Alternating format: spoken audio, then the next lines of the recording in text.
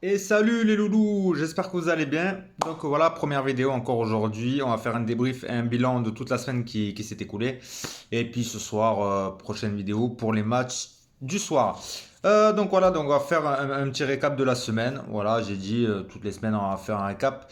Même si j'en fais un quasiment tous les jours. Mais là c'est bien de faire un bilan par rapport à la stratégie. C'était la première semaine de la reprise. Du coup, c'est bien de faire un bilan sur ce qui s'est passé par rapport à la stratégie que j'ai décidé d'appliquer. Donc, des matchs en simple, au moins pas plus de 30% de la bankroll à chaque fois, et puis à voir ce que ça va donner. Donc, un récap. Donc, tout au long de la semaine, du coup, il y a eu 35 paris. 35 paris, et du coup, 30 ont été bons sur 35.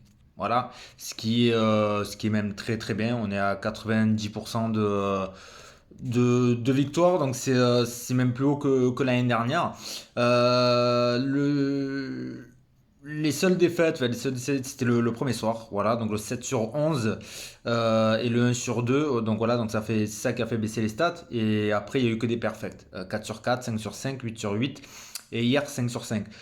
Vite, je vais revenir sur les matchs d'hier, donc du coup les Lakers Portland, j'avais mis le handicap de Portland, pas plus de 10 points, ben, ils ont gagné. Voilà, donc ça c'était réglé. Charlotte, 107 points, bah, ça a été easy. Ça aussi. Ensuite, les Cavs Wizards 217 points dans le match, ça a été fait grâce aussi à, il faut pas l'oublier, à un overtime. L'overtime, hier, j'ai failli. Alors, l'année dernière, j'en faisais des fois justement des matchs nuls quand je le sentais. Cette année, je vais pas, que j'ai dit, je vais pas essayer de prendre trop de risques. Hier, j'ai failli cliquer sur le bouton du nul entre les Pels et Utah. Bah, si je l'avais fait, ça aurait fait 60 balles.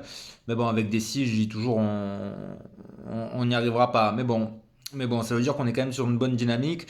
Ensuite, le match d'OKC contre les Wolves, ben, j'avais mis Minnesota gagnant avec plus de 220 points avec moins de 240 points dans le match. La cote est passée aussi. Et les Warriors avec au moins 219 points dans le match. Voilà, elle est passée. Donc les 5 sur 5 encore hier. Donc la seule frustration que je peux avoir par rapport à tout ça, c'est quand je vois sur les 6 journées qu'il y a eu, il y a eu 4 perfects. Donc les 4 derniers jours, 4 perfects. C'est vrai que je me dis, la seule frustration, je me dis que si j'avais fait un combiné, 4 perfects, là on serait à 400 balles de bénéf. Mais comme je dis, si on agit comme ça, si par exemple les 4 prochains, il n'y en a aucun qui passe, on sera en négatif. Donc le but, c'est frustrant, c'est clair, c'est frustrant. Là, on est, ben voilà, les comptes sont là.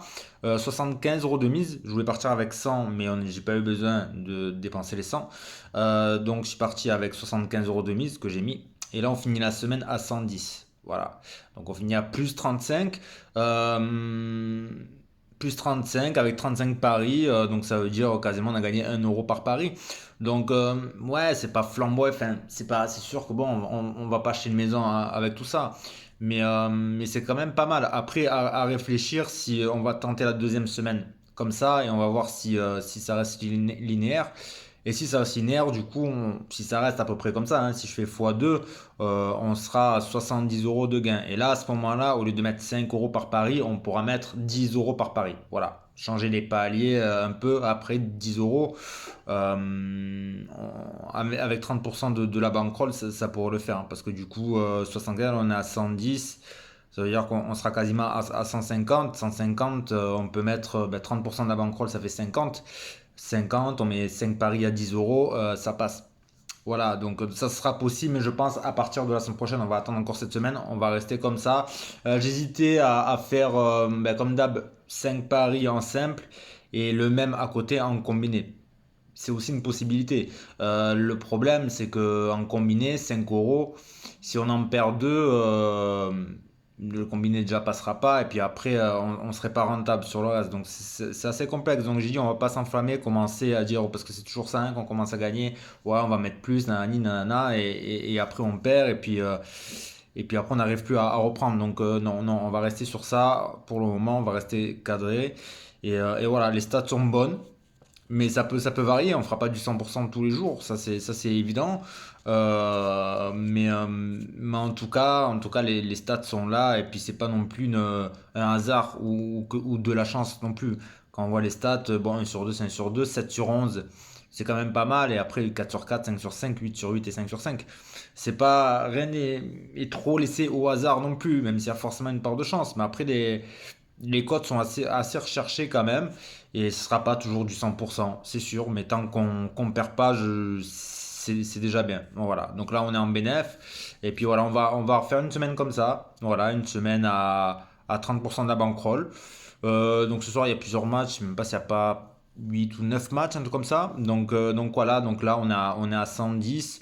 Pareil, on va rester sur les gains. Donc on est parti avec 25. Donc il faudra mettre 35 ce soir. 35, ça fait 7 paris. Donc pourquoi pas mettre 7 paris. Voilà, 7 paris ce soir.